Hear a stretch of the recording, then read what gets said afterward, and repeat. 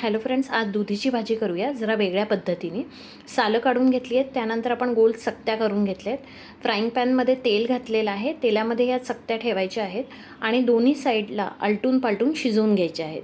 दोन्ही साईडनी थोडंसं ब्राऊन होईपर्यंत शिजेपर्यंत या आपण आलटून पालटून घेणार आहोत.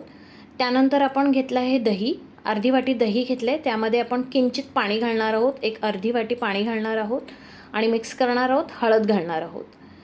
त्यानंतर ह्या ब्राऊन अशा झाल्या चकत्या की मग हे दही आपण ह्याच्यात घालणार आहोत आणि शिजत ठेवणार आहोत. फोडणी करून घेऊया आता आपण. फोडणीसाठी आपण हे साहित्य घेतलेलं आहे. तेल घेतलं आहे, त्याच्यानंतर तेलामध्ये आपण टाकणार आहोत जिरे, मोहरी. जिरे घातलेले आहेत, त्यानंतर आपण मोहरी घातली आहे, कढीपत्ता घालायचा आहे. त्यानंतर आपण चणा डाळ घालणार आहोत आणि लाल मिरची 3 ते 4 घेतल्या आहेत मी, मधनं तोडून टाकल्या आहेत कारण मिरचीचाच तिखटपणा येणार आहे या भाजीला.